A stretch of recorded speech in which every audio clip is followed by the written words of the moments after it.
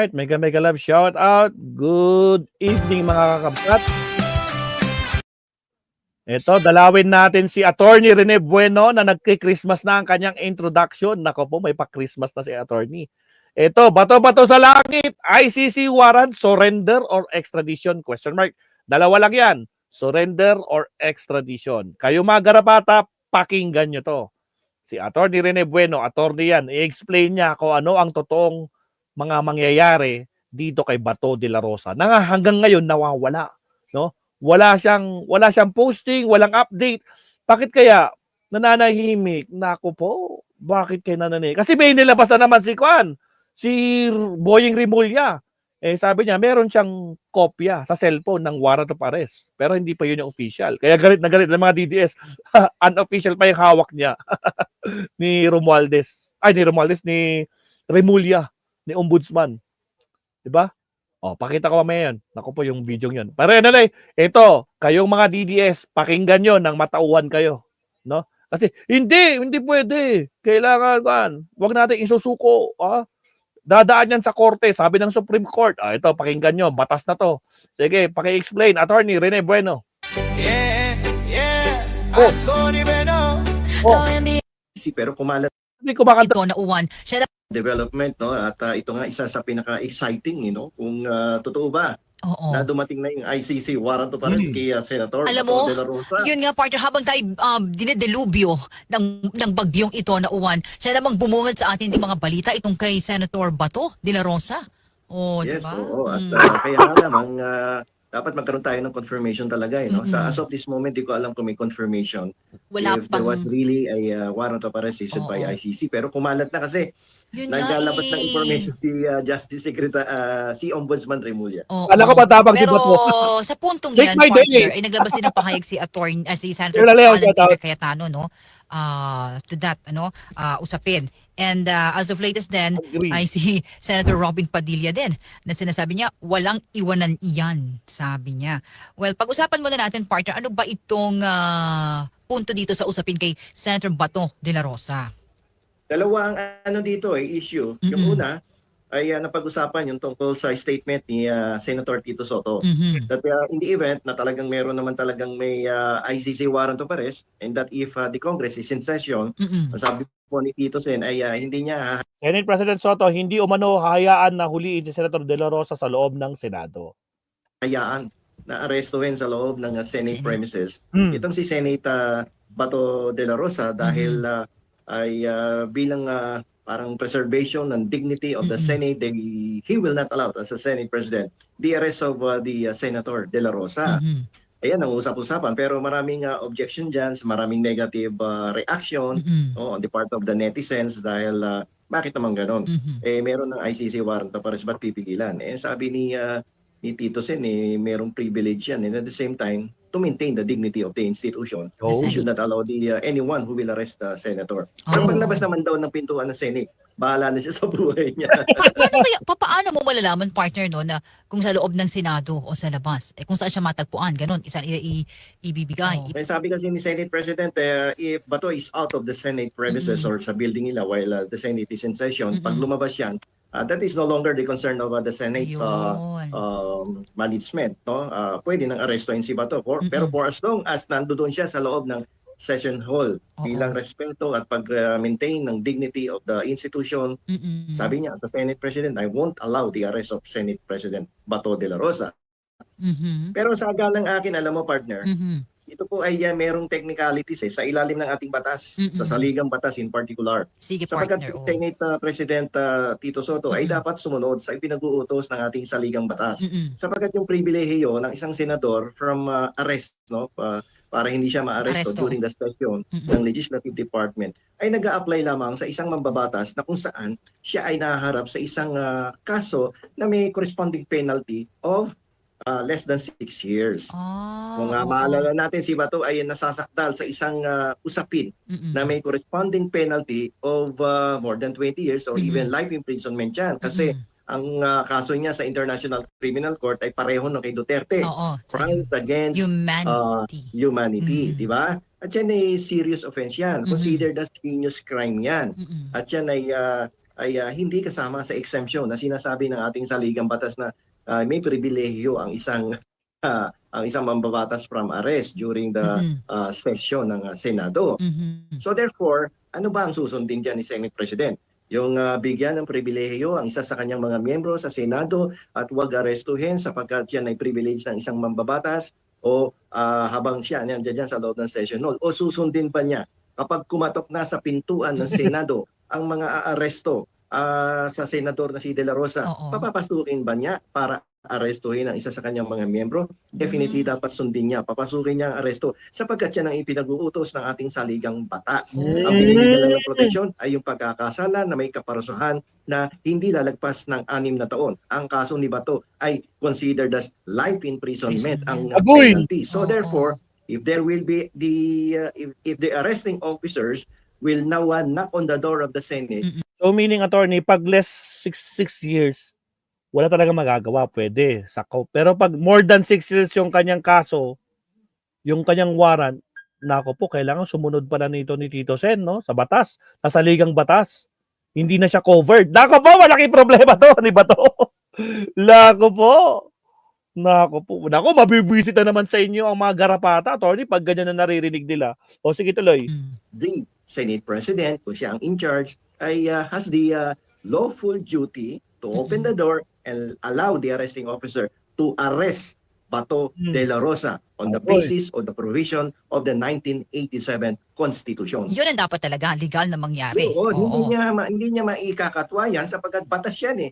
Ano ba ang importante? Ang dignidad ng institusyon o ang ipinag-uutos ng saligang batas? Yan siguro naman alam naman natin kung sino ang dapat sundin. The 1987 Constitution is the fundamental law and is considered as the highest law of the land. Yung hindi pag-aresto sa senador habang in session, yan po ay yung pag-maintain ng kanilang dignity ay part only of the internal rules of the Senate, and it cannot overcome the provisions of the 1987 Constitution. O yun. Hindi kay partner ang mga agam-agam at kuro-kuro ng ating mga kayubi, baka doon na lamang magstay sa Senado, si Senator Bato. Ay hindi niya magagawa yan. The moment andyan ang ICC warrant of arrest, hindi makakatanggi ang Senado na buksan ng pintuan at ipaaresto si Bato. Sapagkat malinaw. Kaya nga, hindi makakatanggi ang Senado pag nandyan na yung ICC arrest. Hala, bakit naman? Ipagtatanggol nila si Bato. Paano yan, attorney? Isa pa nga. Senado na buksan ng warrant. Si Senator Bato. Ay hindi niya magagawa yan. The moment andyan ang ICC warrant of arrest, hindi makakatanggi ang Senado na buksan ng pintuan at ipaaresto si Bato.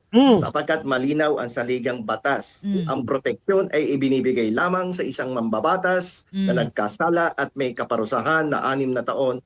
Kung may 6 years, kung problema, yung kasalanan ni Bato, more than 6 years, 20 years to lifetime, naku po. O bababa pa sa 6 na taon. Pero kapag yan ay lumagpas ng 6 na taon, wala na ang pribilehiyo mo. Yun lang. Mga DDS, wala nang pribilehiyo si Bato. Kasi more than 6 years yung kanyang kaso. Naku, parang digong din. So, naku po, wala palang magagawa ang Senado dito. Ay, naku, malulungkot. Kaya pala hindi pumunta si Bato sa Senate hearing kanina. Sa plenary. Kasi alam niyang, kung baka napakinggan niya si attorney. Kasi, more than 6 years pala ako. Pwede pala akong pasukin sa Senado. Naku po, delikado yan. Pwede dapat sumunod ay pinag-uutos ng pinakamataas na batas sa ating bansa, yung Constitution. But, when worst comes to worst, at attorney, partner, hindi talaga ibigay ng Senate President Tito. Paano yan, attorney, kung ayaw ibigay? Paano yan? Sabi mo, pag more than 6 years, kailangang huliin, hindi pwedeng harangan ng Senado. Paano yan? Pag totally hinarangan pa, anong gagawin nila? Soto, sino ang pwedeng managot dito? Magkakaroon siya ng legal problem, no? Si Tito Sen. Ay, naku po, si Tito Sen ang mamang problema. Isasacrifice ba ni Tito Sen yung kanyang pagiging Senate President? Pagiging Senador? Para lang kay Bato? Alamin natin. Sen will face a very big challenge on this situation because he will be violating the 1987 Constitution. And that will give him a big problem that would lead to his removal as Senator of the Republic of Agoy, removal bilang senador, hindi lang pala Senate President, bilang senador. pagiging senador, maaring matanggal. Ay nako, siyempre ayaw naman ni Tito Sen ng ganyan, tatanggalin siya bilang senador. Huliin nyo na lang yan. Ganun na lang. O sige, bahala kayo. Kaysa tanggalin nyo ako, di huliin nyo na lang yan. Ako po. The Philippines. Mhm. Delikado yan. Ah, Ano ba gusto niya? Makisama sa kanyang kasamahan sa Senate? Oh, pakisamahan mo ba si Bato? O ikaw ang tanggalin bilang senador? O sundin ng saligang batas? Hello. Pakisamahan niya at ilagay niya sa alanganin ang kanyang posisyon bilang isang senador. Hmm. Dahil ikaw ay lalabag sa pinag-uutos ng saligang batas. Mahirap Yun. Kung ako kay Tito Sen, Oo. sumunod na lang sa saligang batas. Ayun. Oo, kasi ang isa doon, Nako, attorney, magagal talaga magarapata pag susundan nila. Sabi nila, sundan nyo yung due process. Ito na nga, yung due process. O, sundan nyo. Ito yung gusto nyo, di ba? Pinagsisigawan ng mga garapatan yung mga pupuon nyo dyan, mga leader nyo. Mga garapatan. Mag-due process tayo. Ngayon na, yung isa, nagmamakawa pa. Sabi niya, nagmamakawa kay Pangulong Bongbong Marcos. Sana man lang, wag pa daloy-daloy ng desisyon. Kasi inaalay na nila humihingi na sila ng dasal kay Pangulong Bongbong Marcos. Pakita ko sa inyo bago tayo mag-end dito. partner, titingnan doon Kapa ko to senador di ba? Oh, Ay, walang ganon. Pagdating sa ganyan sa pagsunod ng batas, walang ang kasama. Ang susundin dapat natin ay yung batas sapagkat yan ang Archer, shout out. sandigan sa lahat ng sitwasyon, no, upang mabigyan natin ng katarungan ang bawat mamamayang Pilipino. And Iwan. worst case scenario, ang i-invoke dyan ng arresting officer is the 1987 Constitution. Constitution. This is not a minor offense but a serious and one that is considered as a heinous crime. News crime. And with the case of Senator Bato de la Rosa naman, kasi sa ICC ito, partner, no? Ang usapin naman. Oo. Iba naman ito ang punto dyan. Dapat sumunod si Senate President Tito Soto. Ayun, sa Constitution. Dapat talaga sumunod si Tito Soto. Dahil mababata sila, alam nila ang batas, dapat sundin nila yan. Otherwise, they will be the first one to violate the Constitution and other existing laws. Yun lang, Ang partner. pang usapin dito tungkol kay Bato de la Rosa ay kung ito ba ay isang sitwasyon na dapat sundin ang domestic law o dapat sundin ang isang Domestic law daw. Ito yung mga kailangan magkaroon muna ng trial dito sa Pilipinas bago ipadala yan. Hindi naman ganoon mangyayari. extradition treaty or extradition rules of procedure. Oh. Ang marami ang nagsasabi, lalong-lalo na yung kampo ng mga kakampi ng Duterte at nitong si De La Rosa, ang kanilang sinasabi ay kailangan dumaan to sa isang masusing paraan na kung saan dapat dumaan sa domestic law upang mabigyan ng due process ang nasabing senador. At hindi dapat yan automatic na aarestuhin ang senador at bigla na lamang dadalhin sa The Hague, Netherlands, doon sa International Criminal Court, kagaya ng ginawa sa dating Pangulong si Rodrigo Roa Duterte. Pero may ilang opisyal na nagsasabi na dapat hindi automatic na dadalhin sa Netherlands, kailangan makialaman domestic. No, pag lumabas ang red notice because we are a member of the International Police Organization, we need to cooperate with the Interpol who will Ayan, we need to cooperate sa Interpol. Pag lumabas na yung red notice ni Bato, walang magagawa. We need to cooperate kasi miyembro tayo ng Interpol. serve now the red notice, and then the Interpol will now cooperate with our government through the Department of Justice, the National Bureau of Investigation, and the Philippine National Police and Department of Interior. Pag nakipag-cooperate yan, they need to serve the warrant, and there is no need on the part of the Philippine government to bring Senator De La Rosa to the sala of a judge of a domestic court sa regional trial court. Hindi na dapat dalhin yan sa regional trial court, no, para Bakit, attorney? i-check kung si De La Rosa ba talaga yan, kung talaga bang binigyan ng due process yan. Kasi ang mismong batas ng Pilipinas under Republic Act 9851, in particular Section 17, Grabe to. The state shall exercise jurisdiction over person, whether military or civilian, suspected and accused of a crime defined and penalized on this act regardless of where crime is committed, provided of any of the following condition is met. The accused is a Filipino citizen. The accused, regardless of citizenship, residence, is present in the Philippines. The accused is committed the said crime against a Filipino siya citizen. mismong nag-uutos sa ating gobyerno na kapag merong warrant of arrest issued by the International Tribunal, kailangan nating makipag-cooperate at isurrender ang akusado directly to the International Criminal Court. And extradition is out of the topic here. Agoy lang, yun lang. O paano ba yan mga ka-DDS? Extradition, out of the topic kay Bato.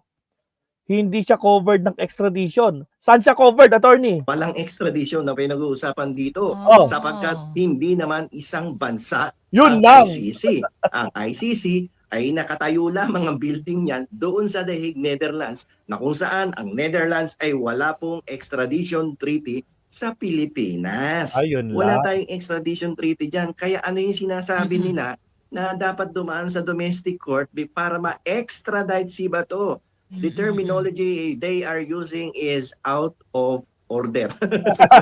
Wala yan sa usapin ng Kaya naman pala nagmamakaawa na sila kay Pangulo. Attorney. Ha? Yung isang maingay na garapata. Maingay siya. Nagmamakaawa na siya kay Pangulo. Ano bang sinabi niya? Nako, sige, malapit na matapos, pakita ko sa inyo yung sinabi niya. Kaya pala, hinihingi nila kay Pangulo, sana sundin yung, ano yun, wag siya pa basta-basta. Kumbaga parang, wag mong isuko si Bato. Parang yun yung gusto niya sabihin eh. Wag mong isuko si Bato. Pagkatapos yung sira-siraan si Pangulo, banat-banatan ng mga fake newsan nyo, ngayon nagmamakaawa kay Pangulo. ICC warrant.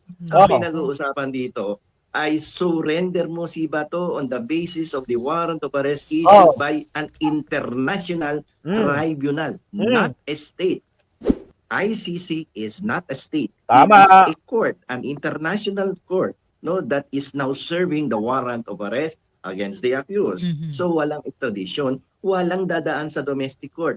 Ang domestic court ay pwede lamang makialam sa ilalim din ng kautusan ng Section 17 ng Republic Act 9851 sapagkat doon sa Section 17, dalawang clauses po yan. Dalawang clauses. Yung isa, inuutusan tayo isurrender ang akusado kapag may warrant of arrest, isurrender mo sa International Criminal Court. Okay? Ang Pilipinas ay dapat makipagtulungan.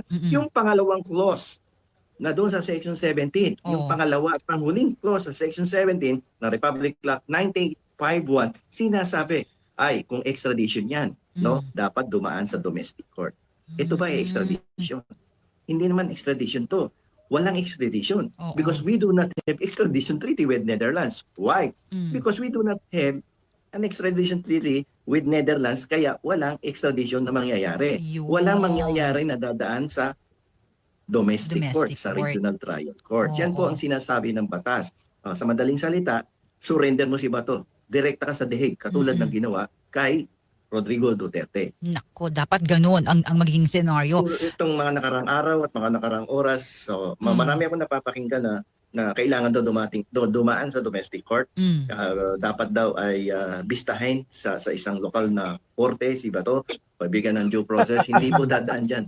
Huwag niyong gagamitin yung extradite. Huwag niyong gagamitin yung extradition na word. Because Ano ba yan, mga ka-DDS? Huwag niyong gamitin yung extradition kasi hindi nag-a-apply kay Bato. Ang nag-a-apply kay Bato, surrender. Tulad ng ginawa kay Digong. Kaya walang korte ng Pilipinas ang magdi-decide na kung talaga bang dapat ipadala o ipa-extradite. Dahil hindi extradition, kundi i-surrender. Kasi karapatan yan ng mga ICC na kanyan. Ito, hinahanap namin si Bato. I-surrender nyo na, sabi dito. Tragis. Lako, masakit talaga ito sa mga garapata, attorney. there is no extradition treaty between Netherlands and Oh. the Philippines. The right term, the proper terminology is surrender Bato, not extradite. Lako. Lako po. Ay, grabe. Bato. Yung is surrender Tama. Philippines. The right term, the proper The proper term, the right term for Bato de la Rosa. terminology is surrender Bato, not extradite Bato. Diba? Surrender Bato, not extradite Bato. Yung yung nilabas na rules of procedure ng ating Korte Suprema regarding extradition na hindi automatiko sinusurrender mo ang ating kababayan na Pilipino, it does not apply to ICC. It only applies to an agreement between two states. Hindi nag-apply sa ICC yung nilabas ng Supreme Court. Doon sila kumakapit, attorney.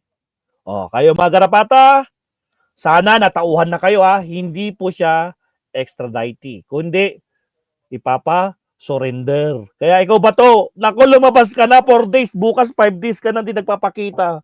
Bakit wala ka? Bakit? Natatakot ka? Ay, grabe. Salamat, attorney. Mag-ending na si attorney. Pero bago yun, guys, pakita ko siya, sabi ko sa inyo. Ito, may nagmamakawa kay Pangulong Bongbong Marcos, mga kabsat. Nako po. Ito, nagmamakawa kay Pangulo. Mga kabsat, anong sabi niya? Sana wag daw tigasan ni wag sana tigasan ni Presidente Bongbong Marcos ang kanyang puso. Bigyan mo naman daw ng puso ang iyong ang pagdidesisyon. Pakinggan ang daing ng tao at gawin lang ang tama at ang dapat niyang gawin. Ang tama kang gawin, sumunod sa batas. Bakit kabadong-kabado kayong mga garapata kayo? Bakit? 'Di ba? Pagkatapos yung lait-laitin si Pangulong Bongbong Marcos.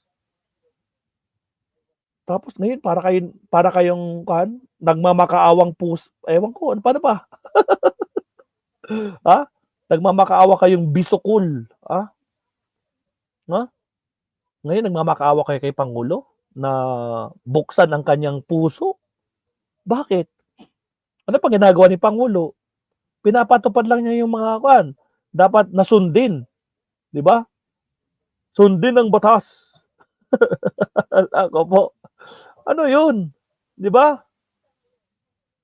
Lahat ng ginagawa ni Pangulo para sa bansa ay tama. Pero kayo, puro kayo paninira. Ngayon, magmamakaawa kayo kay Pangulo? OMG. Oh, come on. Mamaya pag-usapan pa natin ito ng mas malalim, mga kapatid. Pero bago yan, isingit ko to guys. Total, malapit na rin ako. May 10 minutes pa bago mag 8 o'clock, bago ako mag-lunch, bago ako mag-dinner. Isingit ko naman to, kapatid. Siyempre,